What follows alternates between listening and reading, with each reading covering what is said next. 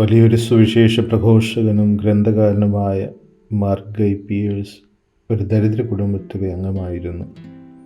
പഠനമൊക്കെ കഴിഞ്ഞ് ഹോളണ്ടിൽ നിന്നും മടങ്ങി വരവേ കപ്പലിൽ വെച്ച് മാർക്ക് ഭക്ഷണം കഴിക്കാനിരുന്നു. പയ്യനല്ലേ, കണ്ടതൊക്കെ ഇഷ്ടം പോലെ അകത്താക്കി. സമൃദ്ധമായ ഭക്ഷണം.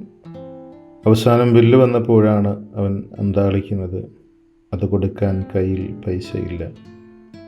പരങ്ങി നിന്ന മാർക്കിനെ വിളമ്പുകാരൻ കണക്കറ്റ് ശകാരിച്ചു. അവസാനം അവൻ്റെ അഡ്രസ്സ് ചോദിച്ചു. മാർക്ക് ഗൈ പിയേഴ്സ്, ബാലൻ പറഞ്ഞു. അതേ തുടർന്നൊന്നും പറയാതെ വിളമ്പുകാരൻ കയ്യിൽ നിന്ന് ബില്ലിൻ്റെ പണം കൊടുത്ത് പയ്യനെ യാത്രയാക്കി.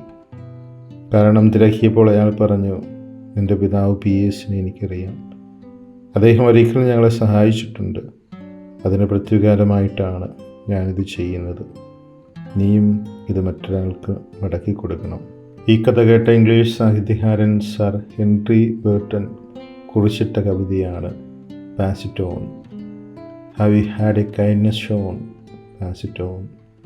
It was not given for thee alone. Pass it on. You have reaped what others sow. Pass it on. ആരും തനിയെ ഉയർന്ന് വലിയതായതല്ല, അനേകരുടെ സഹായമാണ് നമ്മൾ ഈ നിലയിലാക്കിയത്. മാതാപിതാക്കളുടെ, ഗുരുവിനരുടെ, ഗുണകാംക്ഷയുടെ ഒരു സ്ത്രീ വേദനയോടെ പ്രസവിച്ചിടുന്ന മനുഷ്യ ശിശുവിൻ്റെ നിസ്സഹായാവസ്ഥ എത്രയോ ദയനീയമാണ്. അമ്മയുടെയും ഒരു പരിധിവരെ അച്ഛൻ്റെയും വർഷങ്ങളുടെ പരിചരണവും പരിപാലനവും പറ്റിക്കൊണ്ടാണ് അല്ലെങ്കിൽ അവൾ തൻ്റേതായ ജീവിതത്തിൽ എത്തിച്ചേരുക. ഒരു മക്കൾ മാതാപിതാക്കളുടെ നന്ദികളാണ്.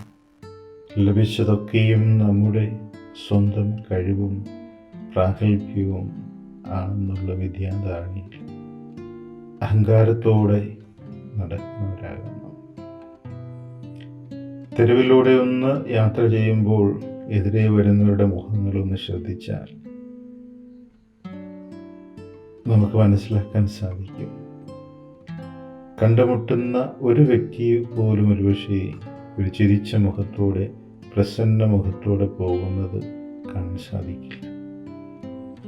എല്ലാവരും വലിയ തിരക്കിലാണ്, വലിയ വിഷാദഭാവത്തിലാണ്, വലിയ പിരിമുറുക്കം നിറഞ്ഞ മുഖഭാവത്തോടെ, അതല്ലെങ്കിൽ ലോകം മുഴുവൻ തങ്ങളുടെ അധീനതയിലാണെന്നുള്ള അഹംഭാവത്തോടെയൊക്കെ പോകുന്ന മനുഷ്യൻ.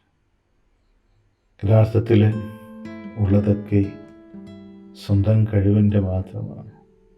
ഉള്ളതൊക്കെയും ലഭിച്ചതൊക്കെയും ദൈവദാനമാണെന്ന് തിരിച്ചറിവില്ലാതെ പോകുന്നതല്ലേ നമ്മുടെ ഒരു പരാജയം. ലഭിച്ചതിന് നന്ദി അർപ്പിച്ചുകൊണ്ട് ഇന്നത്തെ സുവിശേഷത്തിലെ ആ കുഷ്ഠരോഗി യേശുവിനെ കുറിച്ച് പ്രഘോഷിക്കുകയാണ്. കണ്ടുമുട്ടുന്നവരോടൊക്കെ തനിക്ക് ലഭിച്ച വലിയ നന്മയെക്കുറിച്ച് ആ കുഷ്ഠരോഗി ആയിരുന്ന വ്യക്തി, സൗഖ്യം പ്രാപിച്ച വ്യക്തി പ്രഘോഷിക്കുന്നു. ഉറപ്പായും ദൈവം നൽകിയതാണൊക്കെയുമെന്ന് മനസ്സിലാക്കുക. ദൈവദാനമാണ് നമുക്കുള്ളതെന്ന് മനസ്സിലാക്കുക. നന്ദിയുള്ള ഹൃദയത്തോടെ ജീവിതം വഴി പ്രഘോഷിക്കുവാൻ നമ്മെ ദൈവം സഹായിക്കട്ടെ എന്ന് പ്രാർത്ഥിക്കുന്നു. പ്രസന്നതയോടെ, അഹംഭാവം വെടിഞ്ഞ് അഹം ദൈവത്തിൻ്റെ അംശമാണെന്ന് ഭാരതീയ ചിന്തയോടെ ജീവിക്കാൻ ദൈവം നമ്മെ സഹായിക്കട്ടെ. ആമേൻ.